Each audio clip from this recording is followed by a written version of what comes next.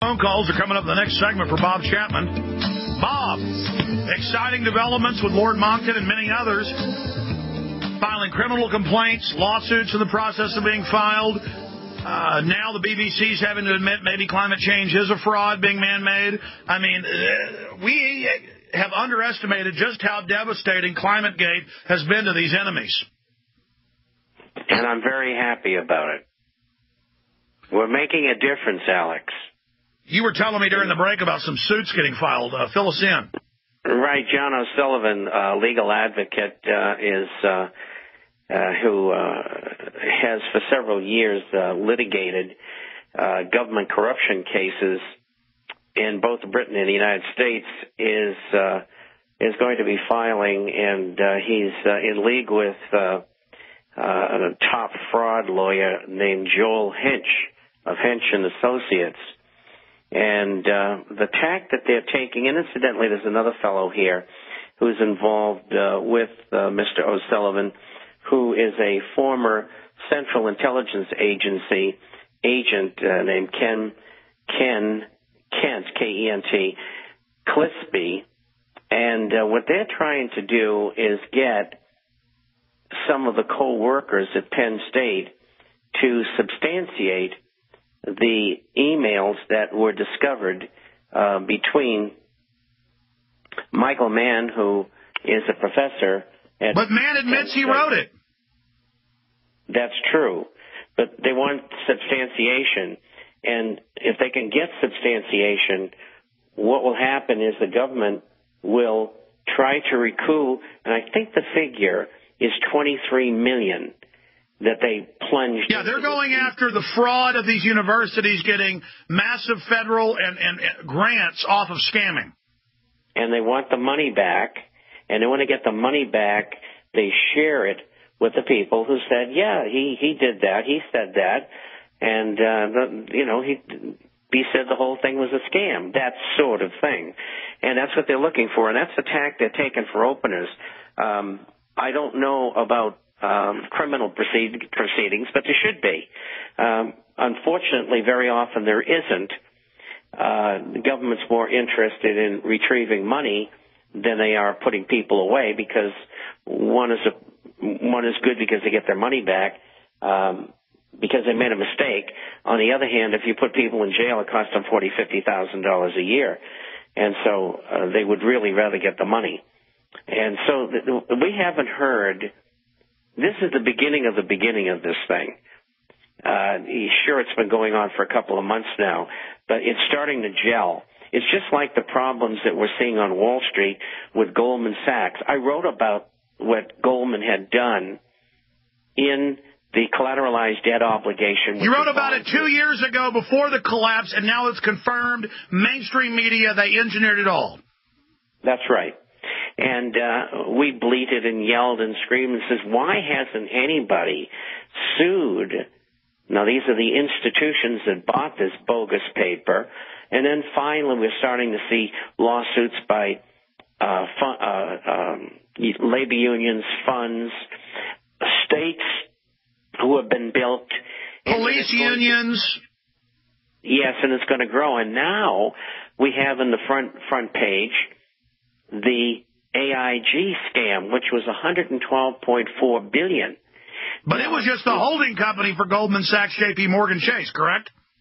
I can't say that because I don't know. But it was divvying up the goodies. Most of the money that went to them was paid out to those guys. Right, but there was another aspect to it, and that was the insuring of different risks. And AIG ran naked on them. They had no collateral to back up their bet, so to speak. They were the bookmaker taking the bet. And all of the recipients who were involved in doing business with AIG, because of the bankruptcy, they were left out in the cold, $112.4 billion. And if they're not paid back, which they haven't been, that will destroy confidence in the system. Exactly. So what the Fed did is they created the money out of thin air, ran it through AIG, and they said, look, you guys keep your mouth shut, because if you open it, we'll destroy you. That's what went on. I wasn't there. I don't know that those are the exact words. But that's why the White House ordered banks to take the money, so they'd be part of the fraud. Right. And so now you got a whole bunch of people involved. And I think Timothy Geithner's toast, because he was with the New York Fed at the time, and he was a guy that said, look, you got to keep your mouth shut, because we can't let the American public know that everybody's getting paid off and the taxpayers paying for it. Well, that's like when Bank of America said we were told to shut up and take the money. Geithner tried to deny it, and then Bank of America just released the audio. Isn't that beautiful? What sweet justice. Well, you got the rats fighting with each other. We'll be right back with Bob Chapman on the other side to get his economic view of what's happening in 2010 and beyond. And your phone calls, stay with us. Okay, I'm going to try to shut up now for a few minutes and get overall Bob Chapman's view of the economy in the next year, gold, the dollar, and then we're going to go to your calls. But first, Bob, the naked body scanners. Do you believe, as I do, this is an outrageous push to make people capitulate and submit to government? Because if you'll let them record your naked body, you'll put up with anything. Psychological warfare. You've got it. You got it nailed. Phil Watson's 2 articles. They're the first 2 articles in tomorrow's the end of the U.S. section on this body scanning. It's dreadful, but it is to demean people and bring them down to the level that they can be handled like cows or other kinds of animals. This is what it's all about, control. And this phony baloney African from Nigeria supposedly blowing up a plane. Give me a break. You've seen the background on this young man and his father, haven't you? Oh, the whole thing's completely staged. The sharp-dressed man leading him on. The second bomber found. The FBI lied. Now they admit it. I mean, this as they launch the body scanners, it happens. As they launch the attacks in Yemen, it happens. Completely staged. Right as the cruisers and troops land, the bombing happens. I mean, perfect timing. Same MO. That's correct. And, you know, every time that we and others put together all this information and expose it, and it gets all over the country and then all over the world, again, we've got them on the run. And I'm telling you, I truly believe this. We're killing them. They don't know which way to run. Everything they do just turns into a pile of dung. And this scanner thing, and isn't Chartoff on the board of one of these scanner companies? Yeah, and he consults for the other one. He's making money hand over fist. He recommends it. He orders it before he leaves office. They build him, and then he makes money off of it.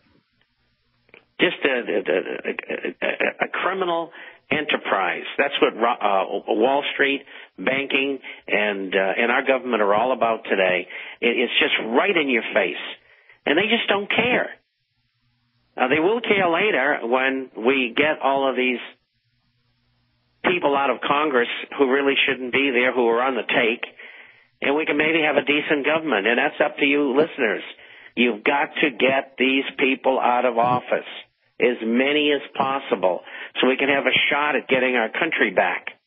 And if that doesn't work, we get serious problems. Well, they fooled the public into thinking Obama was going to stop what Bush did. He accelerated it. This trick won't work many times. It is a one-trick pony. People are finally realizing there's a shadow government of private criminal corporations. And as people identify the real enemy, I really do see the momentum completely shifting in our direction. And the globalists, nothing they say is believed anymore, but they just continue with the fraud. And that's going to dig the hole deeper for them legally. As far as lawsuits and criminal actions, they will come in time. Of course, unfortunately, a lot of them will die off, but it doesn't mean you can't go after their estates for all the money they've stolen. I mean, Goldman Sachs and J.P. Morgan Chase and Citigroup are 3 blatant examples of real criminal enterprises. I mean, these people will stop at nothing. And I know what they're doing because I was in that industry for so long. I understand how it works and these things that they do. And, you know, the SEC is nothing but an appendage of Wall Street. They don't do anything to the large firms. They were told of Madoff's scam for 10 years, over and over and over again, and did nothing. And the reason why, it was a CIA Mossad operation. Mr. Madoff went to court. Nobody was allowed in except the attorneys. There was no evidence. There was no other people brought into the picture. I mean, there were hundreds of people involved in this thing. Hundreds of millions of dollars was stolen. Are you kidding? $100 billion. That's right. The first figure I got was $140 billion. They claim it's 80 or 90. It doesn't make any difference. It's a lot of money, and a lot of innocent people got hurt. And he's one of the founders of the NASDAQ. They're all involved in this stuff. That's right. Unbelievable. Right. Bob Chapman, real fast before we go to calls. I want to go to calls. Gold, the dollar, all the economic numbers coming in. The media says everything's wonderful, but the real numbers show we are in a depression.